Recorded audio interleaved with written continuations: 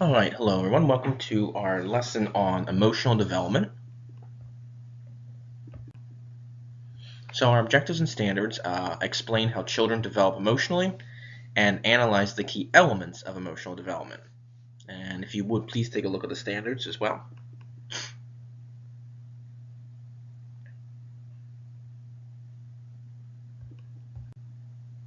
So vocabulary, imprinting is the tendency of some newborn animals to follow the first moving object they see. And critical period is development in a specific time where certain skills and abilities, are mostly learned. And our central question, how do children develop emotionally? So children begin to develop emotionally while they are developing physically as well. They begin to attach themselves to people and learn how they are feeling and thinking. There have been experiments with baby birds and monkeys that show there is a certain time required for attachment. Attachment cannot be formed if an animal is too young or too old typically, and infants will develop in a different way if the attachment is not made or occurs in a different manner. So, Lorenz and Imprinting. So, imprinting is a virtually permanent learning process. Conrad Lorenz studied baby geese and learned they became attached to their mothers relatively quickly.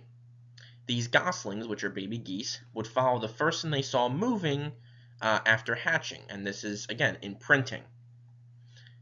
So here's a picture of Lorenz and the baby geese there. So he realized that if baby geese watched him right after they were born, they would typically follow him around, or a green box he would drag around. So whatever the animal sees first, it typically follows. Now Lorenz also learned that the goslings are especially sensitive after birth, and whatever they learn during this critical period, 13 through 16 hours after birth, leaves a major impression. Now, just like with Lorenz, these birds obviously will learn that he is not their mother and that he's not a bird, so imprinting will eventually correct itself if it's formed incorrectly. So it may not form itself properly right away, but it will eventually correct itself. Like birds will follow birds, a dog will follow a dog, but again, in the beginning stages, an animal will typically follow the first thing it sees.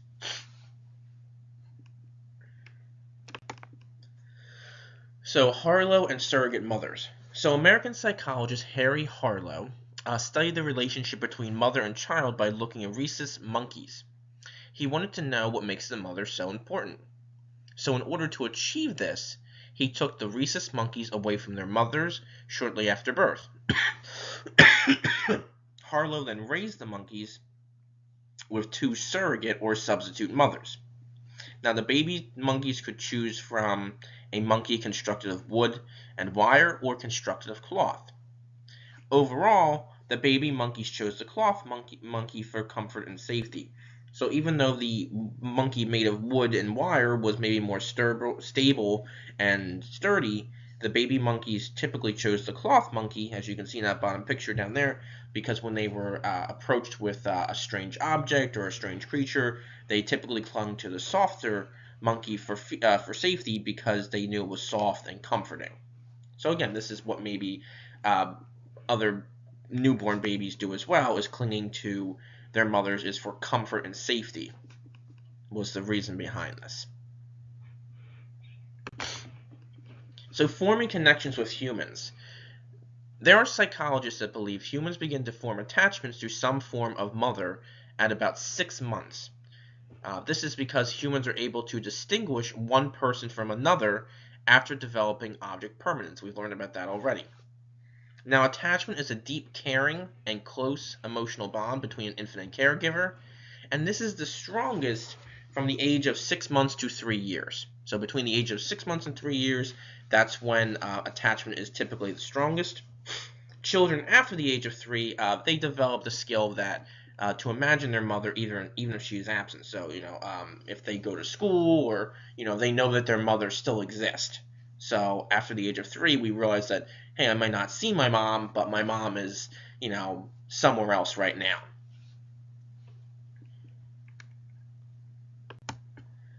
Now, changes to attachment. Now, once attachment is created, disruption to that can be disturbing to a child. For example, a 1-year-old child may develop anxiety when encountering a stranger, even if their mother is present. Now, stranger anxiety will typically pass if the mother remains present, but children may develop separation anxiety if the mother suddenly disappears, and this can result to psychological disorders if this happens persistently.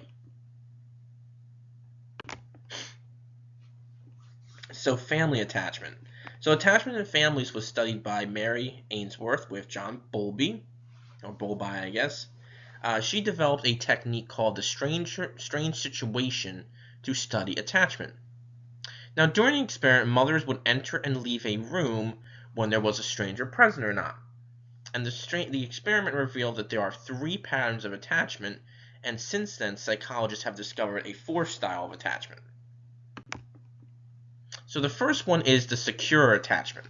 The secure attachment states that what would happen is that a child would show some distress when the mother left, but understood that she would eventually return. So the mother would leave, but the child would, become upset a little bit, but they also realized that, mom's coming back.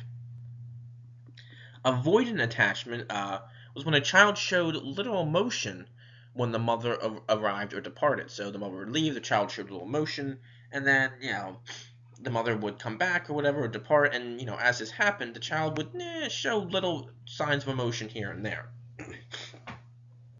Resistant attachment is when a child will explore a little with a stranger when a mother is present, but becomes very distressed when she leaves.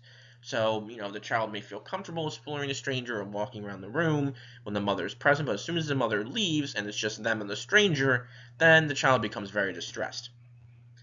And disorganized attachment, this became a theory later on, is a child reacts in a different way, such as not being upset when she leaves the room and avoiding her upon return. Typically, we expect the child to become upset when she leaves and become happy when she returns, but it seems very odd and disorganized that the child is not upset when she leaves and kind of avoids her upon return. This could be this could be from prior experiences, from child abuse, or maybe the mother has said or done something in the past the child recognizes, so signs of that are alarming as well. Alright, so emotional development. So there are many studies of emotional development in newborn animals. We learned about the geese and the baby monkeys and how babies and newborns develop attachment to people. And again, there are different attachment styles, as studied by Ainsworth and Bowlby, that children can have different reactions to their mothers or different measures of attachment. Alright, so please just respond to the questions. Let me know if you have any concerns, and I will see and talk to you soon.